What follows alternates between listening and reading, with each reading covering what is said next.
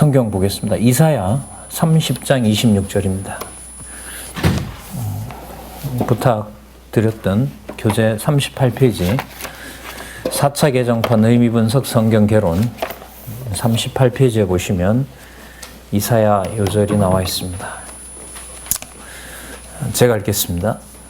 여호와께서 그 백성의 상처를 싸매심에 그들의 맞은 자리를 고치시는 날에는 달빛은 햇빛 같겠고 햇빛은 칠배가 되어 일곱 날의 빛과 같으리라. 우리 교재 38페이지에 보시면 이사야 요절이 나오고요. 그 번호가 1번부터 말라기가 16번으로 되어 있죠. 48페이지까지 보시면 맞죠? 말라기가 16번 이렇게 되어 있죠. 예레미야 애가 요절이 이번에는 의도해서 뺐습니다. 왜냐하면 제 생각에는 이걸 이제 한 권으로 보시겠다는 거고요. 예레미야 요절, 애가 요절을 좀 참고는 했습니다. 좀 이따가 그 부분까지 살펴보겠습니다. 그래서 17개 요절을 가지고 그동안 100여 시간 이상 공부했던 선지서 내용을 정리하는 시간을 갖도록 하겠습니다. 너무나 잘 아시는 대로 여기 한번 볼까요? 창세기부터 에스더서까지 섭리를 통한 언약, 여호와의 언약 섭리에 근거하여 인류 시조가 인류 시조를 통해서 언약하셨고 선민의 열정 언약하셨습니다. 하신 대로 자손 언약 성취 섭리를 하시죠. 언약 자손의 번창을 통하여 신의 언약을 주심으로 자손이 분명하다는 사실을 확증해 주셨고 그 신의 언약에 근거하여 광야 시련과 교훈이 이루어지면서 자손 언약 성취 섭리가 마무리됩니다. 1세대들이 다 죽고 가나안 땅에 들어갈 2세대가 딱 마련이 되므로 바로 요 광야 시련과 교훈은 바로 자손 언약 성취 섭리의 결론이면서 땅 언약 성취 섭리로 넘어가는 기가 막힌 분수령이 됩니다. 이게 지금 의미 중심인 거죠. 자, 그 다음에 약속하신 대로 요단 동편 땅을 먼저 주시고요. 제가 지금 약속하신 대로 주셨다는데 약속한 땅은 사실 가나안 땅입니다. 이 요단 서편 땅이에요. 이 요단 동편 땅의 비밀은 어디에 있냐 하면 광야 시련과 교훈 여기에 담겨 있습니다. 왜? 이게 40년이 될 길이 아니거든요.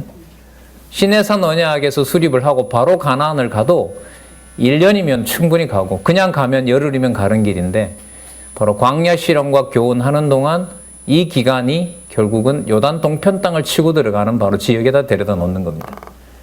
자, 그 다음에 요단 동편 땅 정복을 한 다음에 이제 가나안 땅으로 들어가기 직전에 신명기서 내용을 호렙 시내산 언약의 내용과 방불한 내용을 주시는데 과거 회고를 하시죠.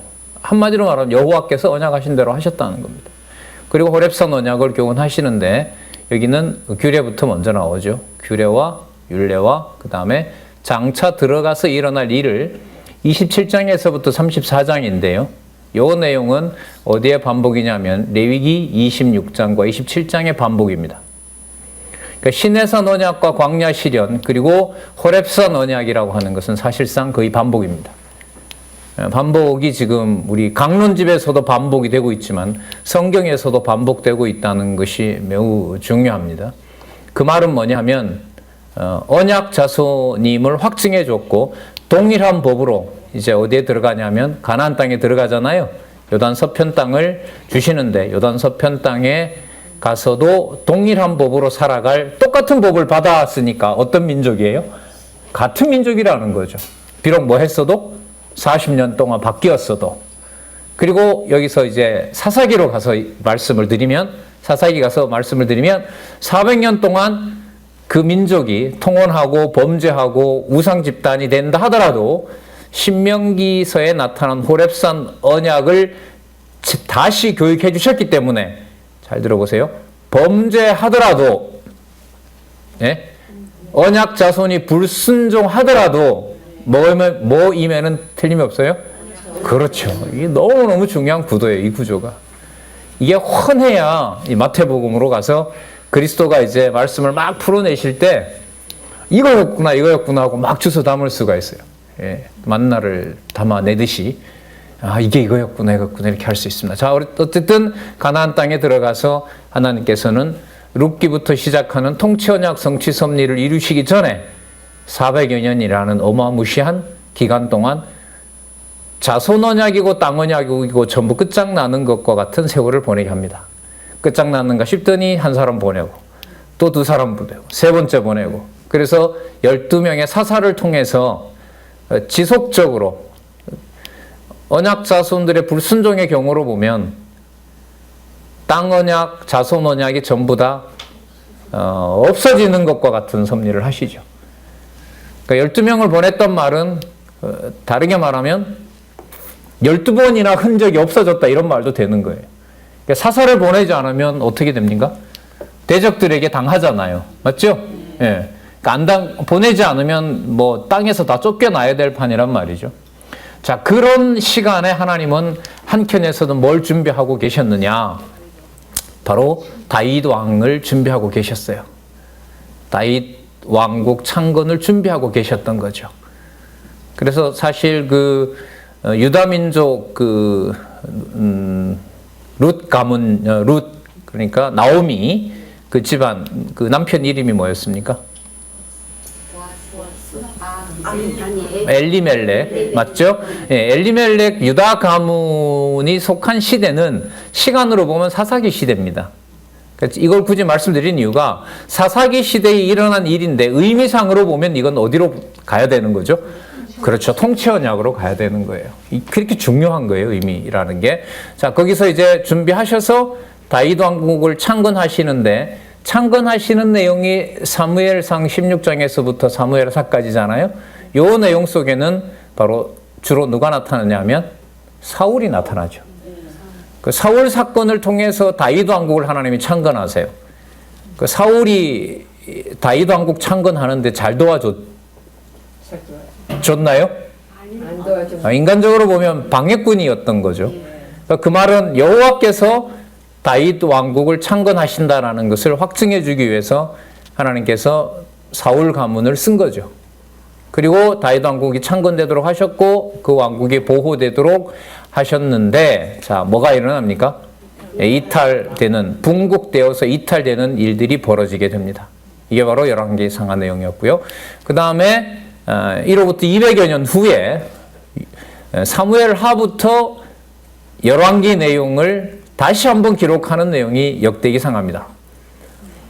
역대기상하의 요절 보시면 우리가 지금 화요일 날 공부를 하고 있는데요. 여기 보시면 여호와께서 다윗 왕가를 뭐 하지 않기로 하셨다?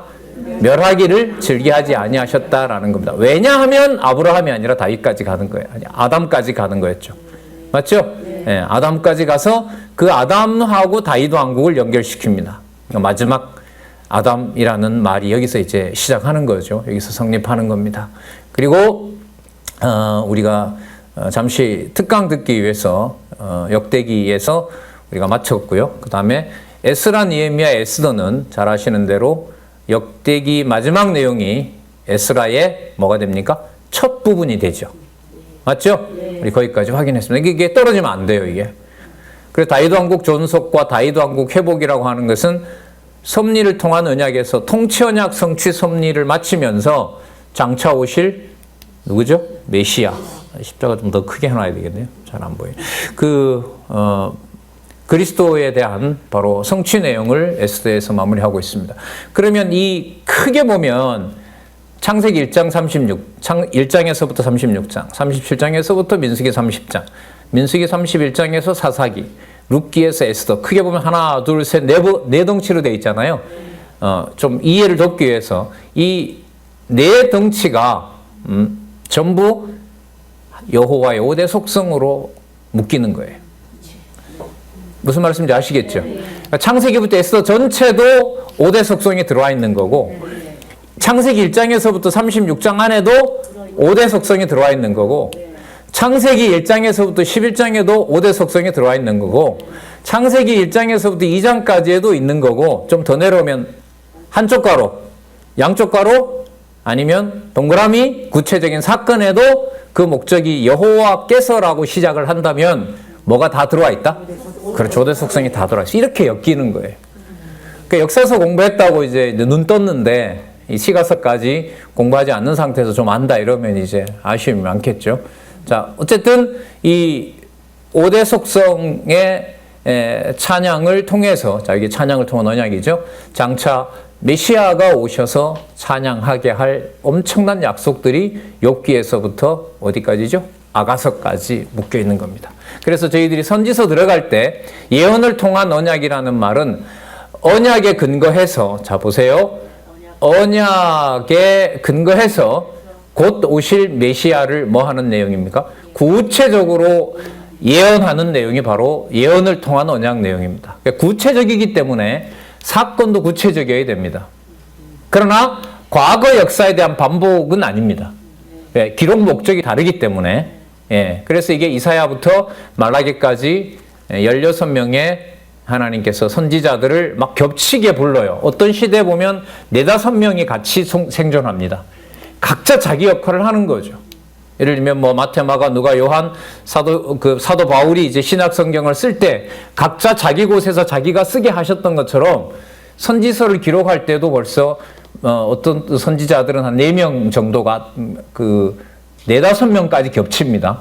같은 시대에 활동하는 거죠. 각자 주신 그 자기의 계시를 받아서 기록하는 시기가 바로 예언을 통한 언약 시기라고 할 수 있습니다. 그리고 예언을 통한 언약도 마찬가지로 이사야도 그렇고 말라기도 그렇고 남왕조 대선지서도 그렇고 소선지서도 그렇고 5대 속성을 기준으로 잡아야 된다. 그 말은 어떤 사건에서부터 인간적인 도덕적 교훈으로 선지서가 가면 된다 안 된다? 큰일 난다는 거죠. 왜 큰일 나느냐? 연결이 안 돼요. 이렇게 되면 메시아 성취, 그리스도 성취에서, 여호와의 그리스도 성취에서 예수 그리스도께서 이루시는 삼직에서부터 여기 본성에 이르는 이 모든 내용들에 대한 차단막이 생기는 겁니다.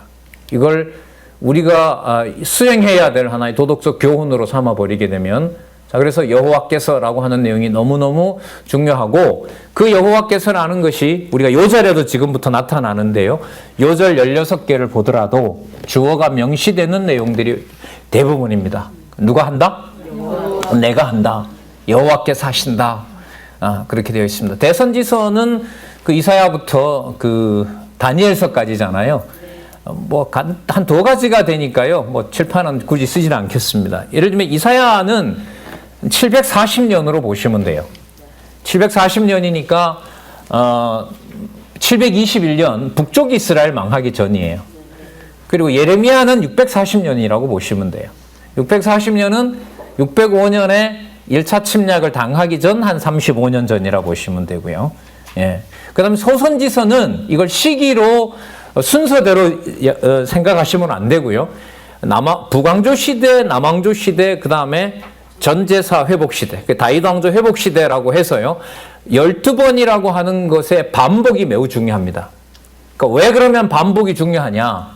반복이 왜 중요할까요?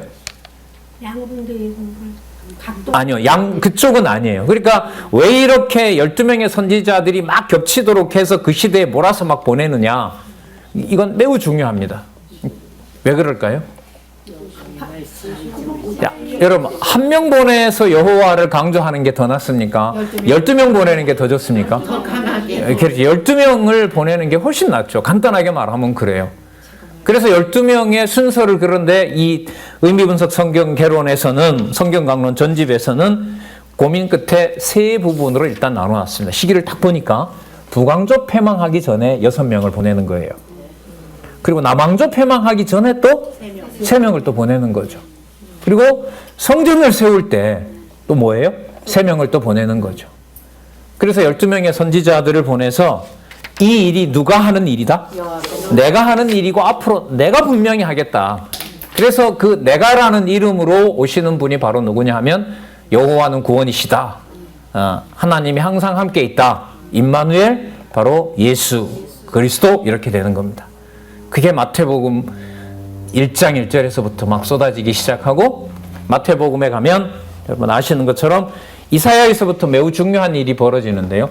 이사야, 예레미야, 에스겔, 다니엘, 그 다음에 소선지서 6권에 나타난 그 호세아에서부터 호세아, 요엘, 아모스, 오바댜, 요엘, 미가 맞죠? 요나, 미가 이 6권에 해당되는 내용들도 보면 계속해서 바벨론이 등장합니다. 그리고 나홈, 하박국, 스바냐도 나홈, 하박국, 스바냐는 더더욱 누가 쳐들어온다? 남쪽 유다니까 바벨론 쳐들어온다. 맞죠? 그 다음에 학개, 스가랴, 말라기는 바벨론 세력이 물러난 다음에 페르시아 시대 때 기록하는 거예요. 자, 이게 무슨 뜻이냐 하면 마태복음으로 넘어가면 여러분 다윗 왕의 계보를 통하여 그리스도가 오는 것에 대한 분기점을 바벨론 이거하기 전이었더라. 바벨론 이거한 후였더라. 바벨론으로 간 다음에도 보존되었다. 이렇게 나오죠. 무슨 시대가 부각이 되고 있어요? 제국 때. 바벨론이 부각이 된단 말이죠. 그래서 지금 이 선지서의 배경에서 바벨론 제국을 강조하는 역사적으로 배경을 잡고 있는 것은 언약 성취 섭리사에서는 중요한 키가 되는 거예요. 키가 된다고 보시면 돼요. 그래서 제가 볼 때는 의미는 뭐 더더욱 말할 필요가 없고요. 역사적인 어떤 용어, 또 지명, 특히 이제 지명요, 임명, 지명 이런 것들은 그리스도가 오셔서 이제 활동하셨던 또 그 이후에 사도행전 같은 데 가서 복음이 땅끝까지 전해질 때 과거에 정복자로 왔던 그 대제국들이 뭐가 전해지는 그 땅에도 복음이 전해지는 걸로 그래서 해 뜨는 데서부터 해 지는 데까지 다 여호와의 이름이 꽉 차 있다라는 그 엄청난 일이 지금까지 성취되고 있고 지금은 우리 인터넷을 통해서요 정보 혁명 시대에 디지털 혁명 시대에 살고 있는 우리로서는 눈으로 지금 목도하고 있는 겁니다. 예, 우리가 자든 깨어있든 상관없이 반대편에서도 바로 스마트폰으로 여호와의 이름이 동시에 우주로 퍼져나가는 그런 놀라운 시대에 저희들이 살고 있습니다. 이 정도까지 보여줬다는 것은 너무너무 큰 사건이라는 생각이 듭니다. 자, 그러면 이제 큰 구조를 우리가 이렇게 염두에 두시면서 요절을 중심으로 해서 살펴보도록 하겠습니다. 38페이지에 먼저 가시면 자, 주어가 당장 나오잖아요. 그죠? 누가? 여호와께서 이렇게 여호와께서 그 백성의 상처를 싸매시며 그들의 맞은 자리를 고치시는 날에는 달빛은 햇빛 같겠고 햇빛은 7배가 되어 7날의 빛과 같으니라. 그 질이 다른 빛이 나타나죠. 햇빛, 그 다음에 햇빛은 7배가 더 빛나게 되고요. 그 다음에 7날의 빛과 같으리라. 이거 뭐 7이 완전수라고 하지만은 그리스도께서 오셔서 이제 말씀도 그래 하시죠. 본인이 세상의 빛으로 왔고 너희들도 뭐라 그러죠? 빛과 소금이라고 얘기를 하시고 기억나실런지 모르겠습니다. 얼마 전에 살펴봤던 스가랴서에 가면 낮에 있는 햇빛도 아니고 밤에 있는 어둠과도 성질이 다른 여호와 자신이 뭐가 되신다? 빛이 되신다라는 얘기가 나와요. 그게 스가랴서에 나와요. 이게 여러분 이사야서의 요절하고 직접 맞닿아 있는 거예요. 이게 저도 스가랴서에 그런 그 빛 얘기가 나오는 줄 보고 제가 깜짝 놀랐거든요. 야, 이렇게 말미에 가서 또 한 번 하냐. 그 다음에 여러분 말라기에 가면 뭐로 오신다 그랬죠? 말라기 요절 혹시 여기 나오죠? 말라기 요절 한번 볼게요. 말라기 요절에는 구체적으로 나오질 않는데 제가 강론집을 가져왔어요. 예. 그때에 유다와 예루살렘의 헌물이 옛날과 고대같이 나 여호와께 기쁨이 되려니와 또 뭐라 그래? 예, 그렇게 나오죠. 예, 광선이라는 말이 나와요. 치료하는 광선이라고 나오죠. 기억하시죠? 얼마 전에 발표들 하셨으니까 거기 보면 그 풀무불도 나오고 뭐도 나오죠. 광선도 나와요. 풀무불도 여러분 불이잖아요. 빛 아니에요, 그죠? 얼마나 뜨거운 빛이에요. 그 사드락과 메삭과 아벳느고를 태워 죽이기 위해서 평소보다가 몇 배로 더 달궜다고요? 아니요, 1000배. 녹여 죽이려고 그렇게 달궈 버렸단 말이에요. 던지는 자들이 다 죽었잖아요. 그게 여러분 풀무불이란 말이에요. 근데 그 광선이라는 것도 뭡니까? 빛 아니에요. 그러니까 풀무불은 달궈서 어디에 써버리고 악인들을 진멸하는 데 쓰고 의인들에게는 뭘 비춘다 그랬어요? 그렇죠. 잘하신다. 진짜 본문의 달인들이 되어 가시는 것 같아요. 그렇게 하셔야 돼요. 그 부분만 얼마 전에 끝난 것만 그렇게 하시지 마시고 어디에 올 때마다 여러분 같이 여기 공부 우리를 해가면서 그런 개념들을 뭐 전하는 사람이 다 기억이 안 나잖아요. 어디에 있는 무슨 개념 이런 것들이 서로 이렇게 우리가 대화하는 시간이 많아져야 된다. 그럴 수밖에 없죠. 분반이 열 몇 개인데 우리 아까 우리 저자의 어떤 재원을 하셨는데 그 왜 꼭 그 장안중앙교회만 공부하는 팀만 나와야 됩니까?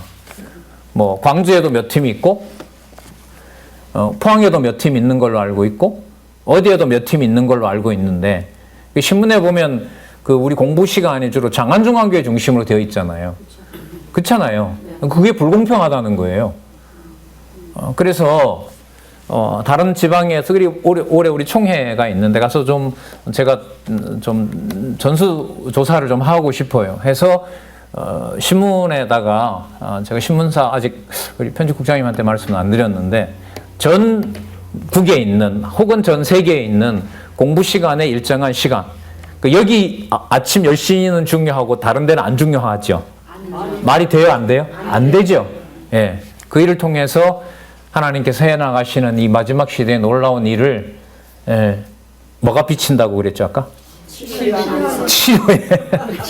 우리 얼마나 상처 많이 받았어요. 치료의 광선이 여러분 비치는 일을 좀 상세하게 기록을 해주면 좋겠다라고 얘기를 하시더라고요. 저는 뭐 동감합니다. 자, 어쨌든 여러분 여기 보시면 이사야서 내용의 결론이 어디에 가서 맞아떨어지고 있다? 말라기까지 간다는 거죠. 말라기까지 가요. 그리스도가 이런 개념들을 가끔 잊어버리셨을까요? 늘 생각하실까요? 늘 생각하죠. 총명의 신이 임하셨는데.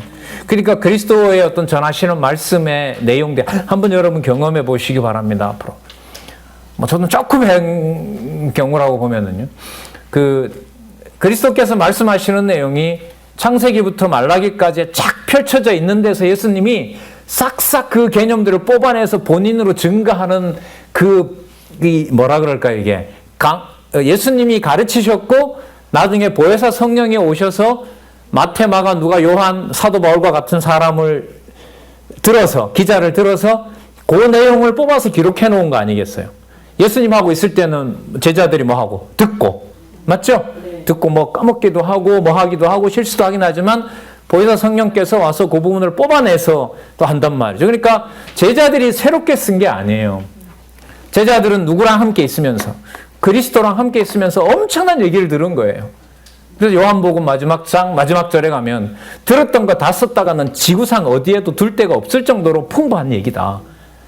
자, 그런데 이제 기록한 그 내용을 여호와 하나님께서 주권과 은혜로 쓰게 하셨으니까 그건 건들면 안 되는 거죠.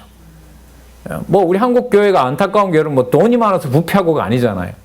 성경 권위와 진리를 터 위에 세운 이 선배들의 어떤 핏값으로 세워놓은 교회가 진리 때문에 진리를 위해서 세운 교회가 여러분 진리를 멀리한다는 데에서 오는 안타까움인 거지. 우리가 무슨 같이 무슨 재산을 못 누려서 안타까워하는 건 아니라고 본다면은요. 자, 그렇게 생각을 해볼 때 그 기록한 말씀에 대한 구약의 언약이 그리스도의 입을 통해서 확증될 때, 예수께서 이 말씀을 이렇게 하셨구나 라고 하는 것이 구약에 있는 내용들이 헌해질 때 진짜 너무너무 기뻐요. 그리고 이 강론집을 제가 2009년에 와서 이 집필하는 모습을 제가 가까이서 계속 봤거든요. 뭐 어때 문 열어놓고 작업도 하시고 한데 개론 원고 왔다 갔다 하는 거죠. 계속 왔다 갔다 해요.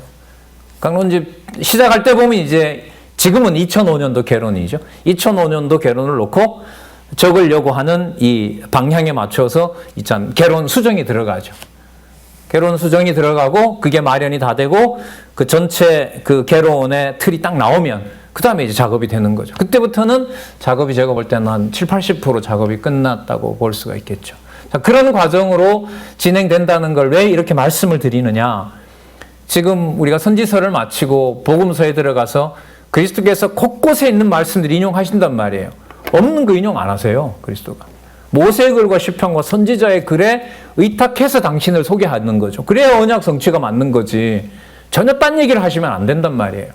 그걸 우리는 이제까지 좀 많이 몰랐죠. 그 경험을 이제 여러분들과 제가 이제는 뭐 어쩔 수 없습니다. 이제 시작된 특강으로 보더라도 뭐 저자의 입을 통해서도 이게 마지막 강의고 마무리 강의고 아무리 봐도 틀린 데가 없고 이렇게 안내를 하는 것이 성경을 하나님의 말씀으로 전하는, 글쎄요, 뭐 이런 말씀 드리기가 좀 안타까울 수도 있지만 마지막으로 모든 걸 다 쏟아 놓는 시간을 가지겠다고 하시지 않습니까? 거기에 단지 다시 듣는다 이런 생각하지 마시고 우리 이제 마태복음으로 가서 또 공부할 거니까 거기에 들어갈 때는 과거 마태복음 보던 것과는 다르게 가야 된다고 저는 생각을 합니다. 자, 그러면 일단 이사야서 요절에서 우리는 뭘 생각을 해봤습니까? 선지서 끝까지 나타난 예언을 통한 언약의 결론을 몇 가지 단어로도 맞춰봤다는 거죠. 그래서 선지서 이사야부터 말라기는 제가 볼 때 앞으로도 몇 번의 개인적인 정독이 꼭 필요합니다. 그 정독된 다음에 개론을 보면 또 달라지게 되고요. 이제 복음서 들어가서 또 예수연 성취에 가서 또 강조를 드리겠습니다만, 자, 이사야 특징을 제가 하나 말씀을 드릴게요. 여러분 기억날지 몰라도 제가 한 서너 가지로 이해를 이번에 확인을 했는데, 뭐라 그래야 될까요, 이게? 여러분, 이 역대기에 보면 그 아담으로부터 시작해서 그 역대기 에스라 니에미야 에스더 이렇게 회복된 시간을 강조하잖아요. 그리고 메시아를 강조하는데, 그러니까 어디서부터 출발을 해요? 아담부터 하죠. 근데 이사야서는 몇 번에 걸쳐서 강조하는데요. 나중에 그 고레스를 소개하잖아요. 때리심 말고 어디에 가서 사메심에 가서 이제 고레스를 소개를 하는데, 고레스 소개를 기점을 어디로 잡을까요? 맞아요. 태초예요. 창세전을 잡아요. 그 이사야서를 발표하셔가지고 권사님이 저렇게 탁 튀어나온다고. 근데 이사야서하고 다른 것도 했는지 안 했는지 제가 공개적으로 질문은 못 드리겠고, 저렇게 탁 튀어나오면 얼마나 좋겠어요. 맞아요. 고레스의 기원, 고레스가 유다 지파예요, 아니에요? 아니죠. 아니란 말이에요, 이게 이 왕이. 그 다음에 그러니까 이 무너지는 거예요, 메시아 기준이라는 게 유대인 틀에서. 그 다음에 그 기점을, 여러분 창세전에 있었던 존재 이름은 우리 누구밖에 생각 안 해요? 메시아. 맞잖아요. 창세전 하나님의 아들인데 고레스라는 존재를 언제? 태 속에서 창세전에 불렀다는 거예요. 그래서 선지서의 예언을 통한 언약에서 메시아 보내는 시점을 하나님은 창세전 언약을 가지고 옵니다. 이걸 소개를 해줘요. 그러면 나머지 여러분 아수르 제국에서부터 페르시아 제국까지 그 제국에 등장하는 모든 사건들이 이사야서의 사실 본문에 나옵니다만은 우연히 하실까요? 이미 그것도 창세전에 메시아 보내실 준비를 완벽하게 해놓으신 걸까요?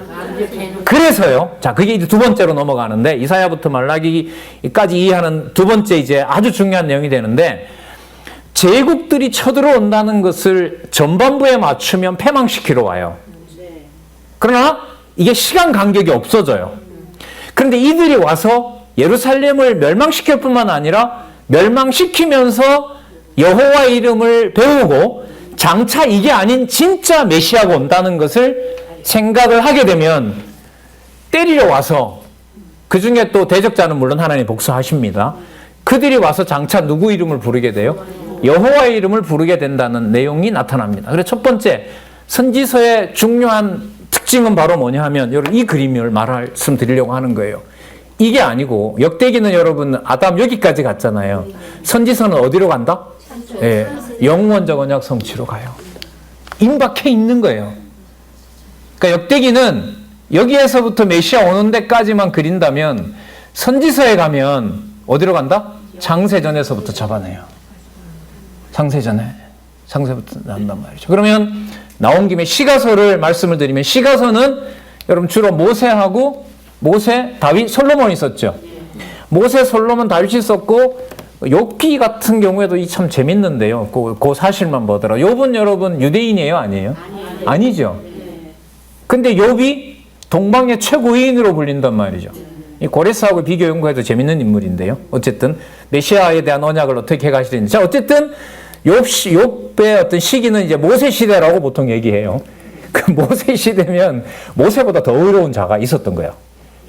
그리고 이건 동화용입니다. 이런 거는 확증을 제가 할 수 없기 때문에 보통 전통 보수주의 신학자들이 모세 시대 어디인가에 살았던 사람. 그런데 여러분 모세는 12지파 데리고 갔죠. 에돔 지파는 데려갔어요? 안 데려갔어요? 안 데려갔죠. 그럼 다른 곳에 누가 있었던 거예요? 모세보다 더 뛰어난 욥이 있었다는 거죠. 누구의 표상으로? 오실. 그렇죠. 이런 상상도 너무너무 재밌어요. 이 성경이. 하나님 섭리하시는 걸 보면. 자, 어쨌든 주로 다윗과 솔로몬이잖아요. 시편 150편에 가면 다윗은 메시아에 대한 계시를 여호와께서 보여줍니까? 안 보여줍니까? 보여주죠. 솔로몬도 보여줍니까? 안 보여줍니까? 그토록 많이 강조했던 잠언 8장 22절에서부터 31절. 그 다음에 영원성 그 전도서에 나오잖아요. 그 다음에 술람미와의 관계를 통해서 1000명의 여자들 아무 필요가 없어요. 까무잡잡하고 볼품 없고 포도원에서 농사를 죽어라고 농사만 짓던 술람미가 이뻐 보이는 거죠. 그 누구 기준의 사랑은 아니죠? 그렇죠. 인간 기준의 사랑은 아니란 말이죠. 그러면 여기서 모세를 비롯해서 동방여인 욥이라든지 그 다음에 솔로몬과 다윗이 기다렸던 메시아의 나라가 뒤에 있었던 이 나라는 진짜가 아닌 거죠. 아닌 거예요. 그러면 모세와 다윗과 솔로몬이 바라는 그 나라가 이제 그리스도를 통해서 오시잖아요.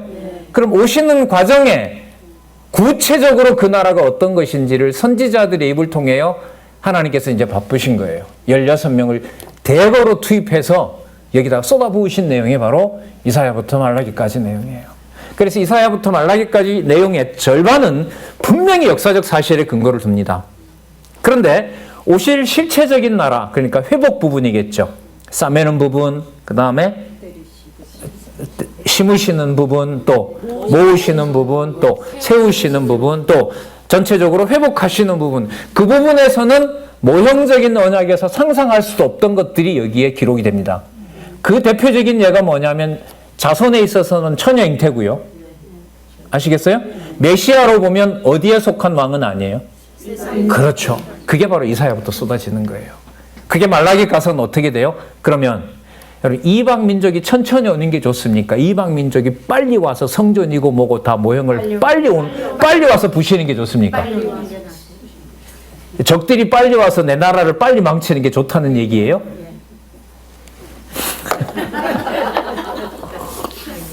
그러니까 이런 말이 단적으로 우리가 생각하는 우리 정서에 듣기 좋은 뭔가 교훈으로 할 수 있는 얘기도 아니다. 아닌 거예요. 그래서 설교하면 안 된다는 거예요. 내가 못하기 때문에 설교한다 이런 말이 아니라 성경의 근본적인 내용 자체가 그렇게 남에게 훈수나 두고 한 수 가르쳐주는 이런 태도로는 안 돼요. 뭐 사실 오늘부터 우리 시작한 그 의미있는 성경개론 서론 읽지 안 하고 지나갔지만은 이번에 2009년도 서론에 보면 그 인용 부분이 하나 있죠. 야고보서가 인용이 되어 있죠. 뭐 되는데 유의하라. 선생되지 않도록.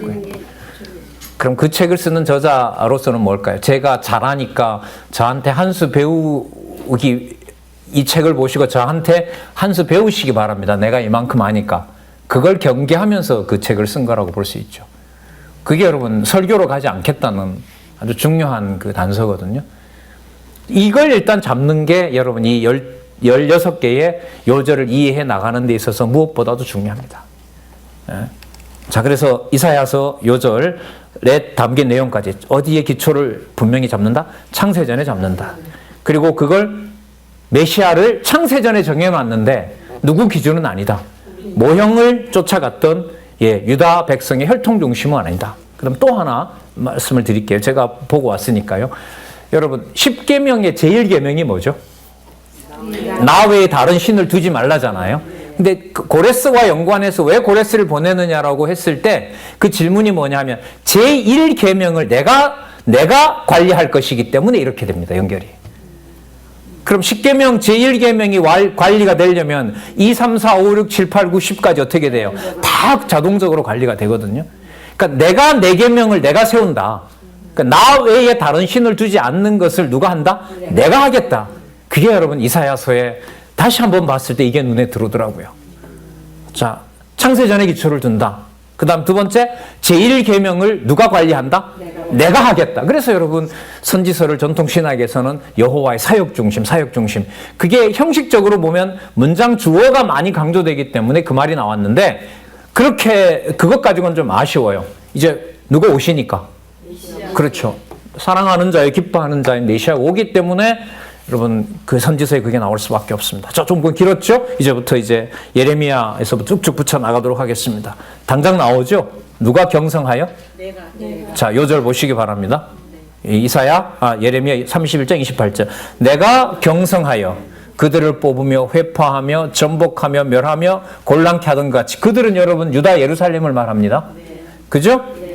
그들을 세우며 심으리라 여호와의 말이니라.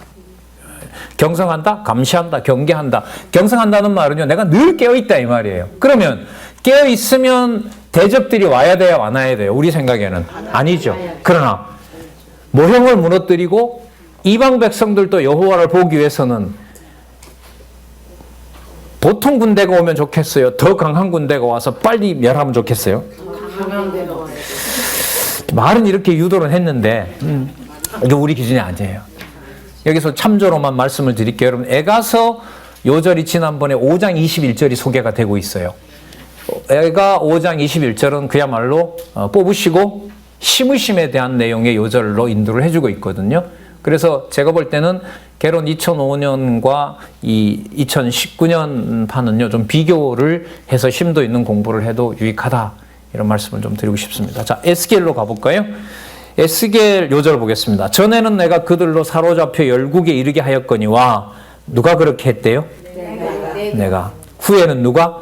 내가 그들을 모아 고토로 돌아오게 하고 한 사람도 이방에 남기지 아니하리니 그들이 나를 여호와 자기들의 하나님인 줄 알리라. 그럼 분명해졌어요. 아까 이사야 내용에 창세전부터 정하신 메시아가 오셔서 하시는 일이 바로 뭐냐 하면 내가 누구인 줄 알려준다? 여호와인 줄 알려준다. 그러니까 여호와의 메시아 성취에서 예수 그리스도께서 내 뜻대로 하는 것이 아니라 누구 뜻대로 한다? 그 말 속에 보면 누구 이름으로 결론이 난다? 그렇죠. 그 여호와의 이름이 사라졌는데 이제 복원이 될 시간이 전 다가오고 있다고 보는 겁니다. 한 170여 개는 이스라엘에 있는 어떤 우리 선배 한 분이 찾아서 보내줬고요. 지금 언어 전문하시는 목사님하고 계속 찾아가고 있고요. 그렇게 됐을 때 이제 다음에 뭔가 번역에 손을 대거나 만약에 강론집 13권부터 마태복음 수정이 들어가면 분명히 그때는 여호와라는 개념이 분명히 우리 글에서 어떻게 보면 제일 먼저 아마 소개가 될 것입니다. 뭐 성경 번역이 또 만만한 일은 아니기 때문에 어쨌든 여호와의 개념이 중요하다는 것은 책이 나오기 전에 우리가 이미 공유하고 있다는 사실은 굉장히 중요한 사실이죠. 자, 그럼 계속 보도록 하겠습니다. 자, 다니엘 요절 한번 볼까요? 여러분, 참고로 에스겔은 현실 얘기가 아닙니다. 이상입니다. 그래서 40장에서부터 48장에 뭐가 나오죠? 성전과 뭐 회복, 국토 회복에서 성전에서 나온 생명수가 12지파를 풍요롭게 하는 내용이 나왔죠. 그런데 여러분, 에스겔을 언제 기록한다고 했습니까? 2차 침략이 끝난 다음에 5년이 지납니다. 보통 593년이라고 하거든요. 그러니까 뭐가 더 남냐 하면 3차 멸망이 기다리고 있는 때였습니다. 그러니까 1차, 2차 바벨론이 가져갔으니까 남아있는 게 있겠어요, 없겠어요? 진짜 이건 뭐 처참하게 이를 말할 데가 없는 데예요. 그런데 에스겔 선지자를 보내서 그 흩으시는 내용에 보면 그 환상 속에 보여주는 예루살렘은 더럽게 그지없는 거예요. 그러면 왜 환상 속에서, 계시 속에서 그 뼈대밖에 남지 않는 예루살렘을 그렇게 더러운 곳으로 보여줄까요?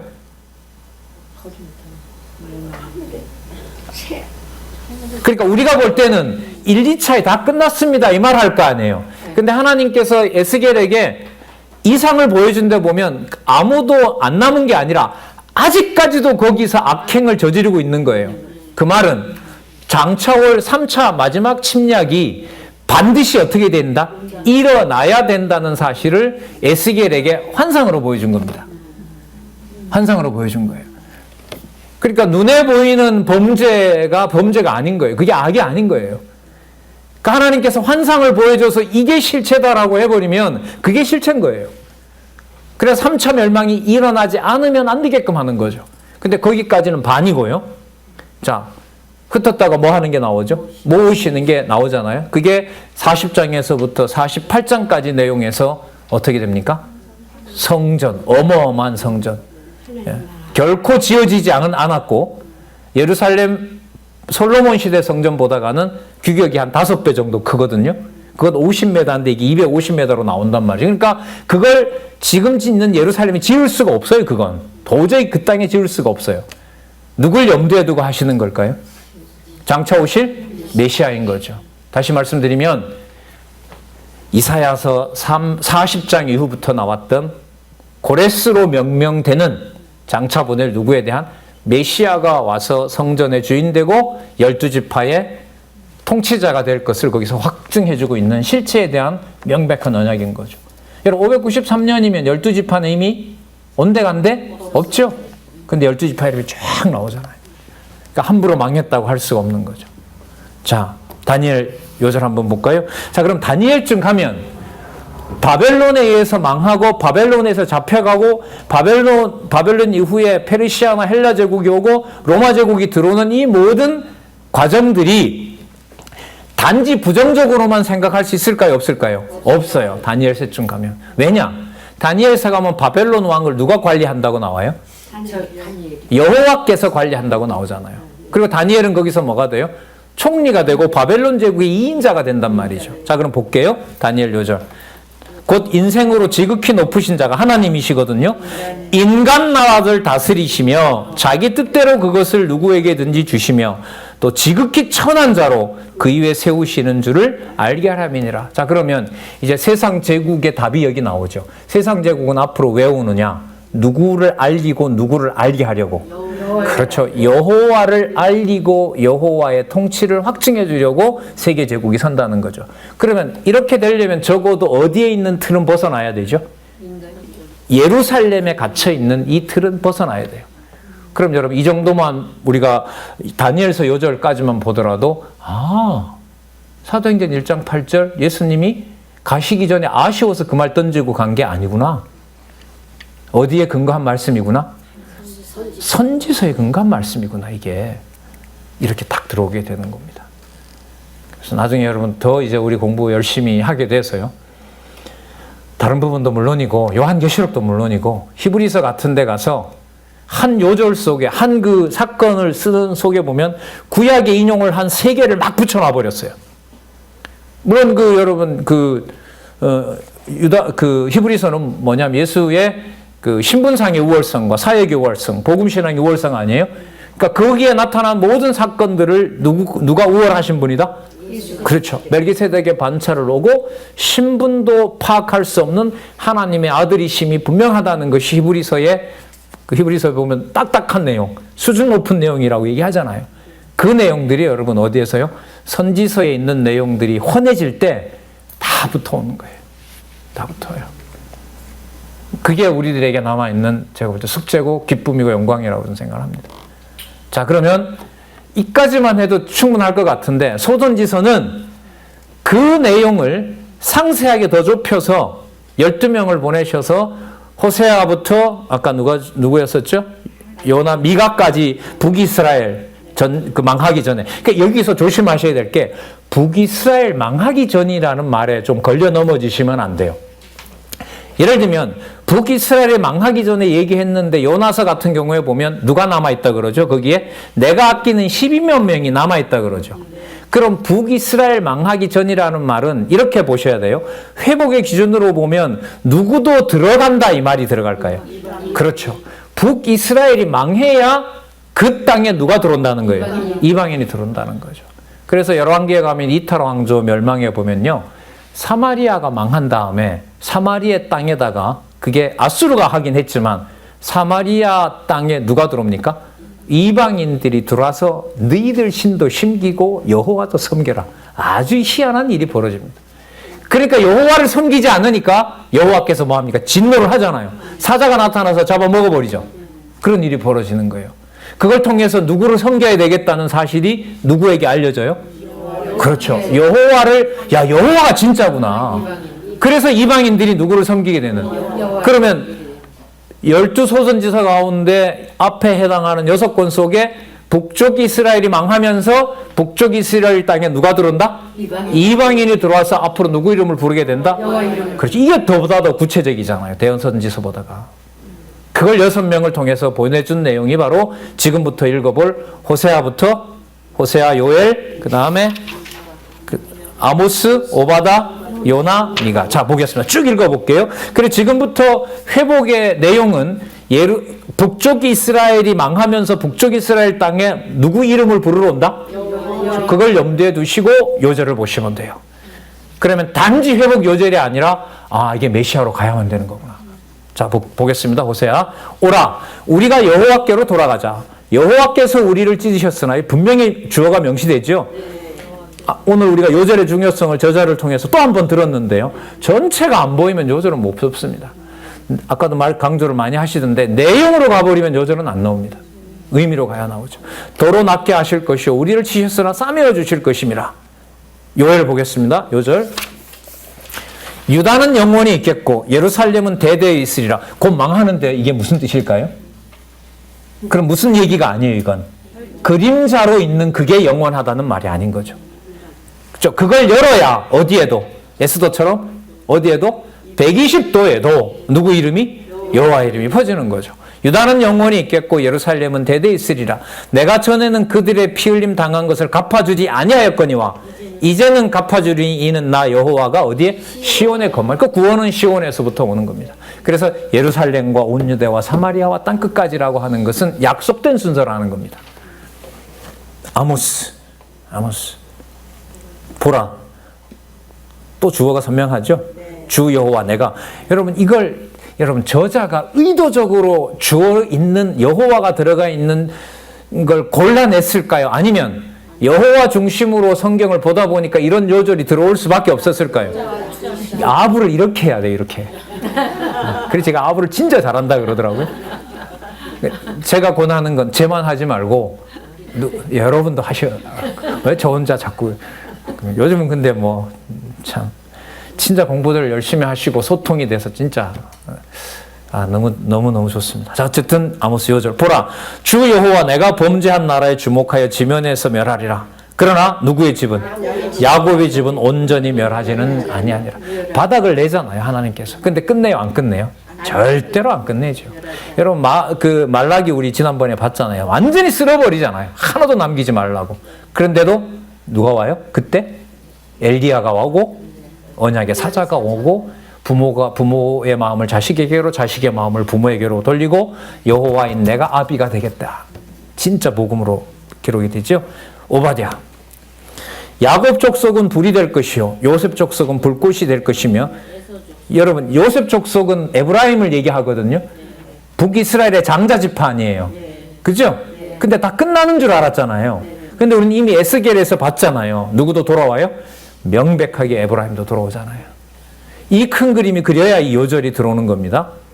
에서 족속은 초계가 될 것이라. 그들이 그의 이위에 붙어서 그를 살을 것인즉 에서 족속에 남은 자가 없으리니는 여호와께서 말씀하셨느니라. 에서는 버려요. 말라기 이거 나왔죠. 에서는 세우려고 해도 무너뜨려 버렸고 너네들은 세워주니까 오히려 무너뜨리고 하는 짓으로 보면 에서를 택하고 너를 버렸어야 되는데 내 약속이 야곱에게 있는지라. 일단 이 그림자 걷어치워야 내가 언약의 사자를 보내게 된다. 이렇게 큰 그림을 그려주시잖아요. 요나서 요절이 바뀌었죠. 맞죠? 네. 3차 개정판하고 바뀌었어요. 그죠? 그게 그리스도의 부활에 좀 맞춰져 있었는데 이 그림이 아니었거든요. 그래서 4장 11절로 바꿔서 이방에 결국 누구도 돌아온다? 큰 니느웨가. 이 니느웨가 좀 있으면 어떻게 해요? 이게 물론 바벨론한테 망하는데 이게 뭔 짓을 해요? 북쪽 이스라엘을 치러 오거든. 근데 그걸 왜 구원해 주냐 말이죠. 그러면 벌써 그림이 딱 그려지죠. 여호와께서 약속하시는 장차 오실 메시아에 대한 그림은 어느 나라를 멸망시킨 어느 나라에게 여호와를 보여준다? 북쪽 이스라엘을 이른바 택한 백성처럼 보이는 자들에게 그들을 멸망시킨 자를 누구로? 하나님의 자녀로 뽑아준다. 이 내용을 결국이라고 그렇게 소개하고 있습니다. 자, 4장 11절. 이 큰 성읍 니느웨는 좌우를 분별하지 못하는 자가 12만 명이요 육축도 많이 있나니 내가 아끼는 것이 어찌 합당치 아니하냐. 그러니까 뭐도 아끼고 뭐도 아낀다는 거죠. 백성도 아끼고 네. 짐승을 왜 아낄까요? 백성을 위해서. 권사님 오늘 덜 예리하시다. 오늘 서너 시간 공부하셔가지고 약간 감각이 떨어지신 것 같아요.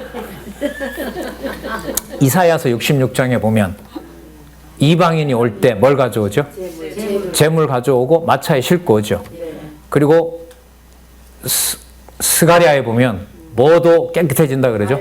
말방울도 깨끗해진다 그러죠. 그러면 아수르 백성을 아껴온다고 하는 것은 아수르 백성들이 여호와께 제사를 지내려면 뭐도 거룩해야 돼요? 그렇죠. 그러니까 뭐도 아끼셔야 돼요? 그렇죠. 이렇게 보셔야 돼요. 이렇게. 예, 제사 지낼 때. 예. 그러니까 이게 같은 말인 거예요. 같은 말인 거예요. 제가 이거 그냥 만들어내는 게 아니고요. 지난번에 우리가 스가랴가 끝났기 때문에. 그리고 뭐까지? 여러분, 애굽 이방인이 들어왔어요. 솔아요. 뭐가? 예루살렘 성전이 솔단 말이에요. 그런데 여호와께서 어떻게 일어나 버렸어요? 예루살렘에 속 걸린 데는 다 삶아라. 내가 다 깨끗하게 하겠다. 맞죠? 네. 그게 바로 이거 아니에요. 제가 이렇게 말씀드리는 것은 제가 아는 척 하려는 게 아니라 이사야부터 말라기가 한 권으로 모이고 이걸 누가 이루신다? 누구를 통하여?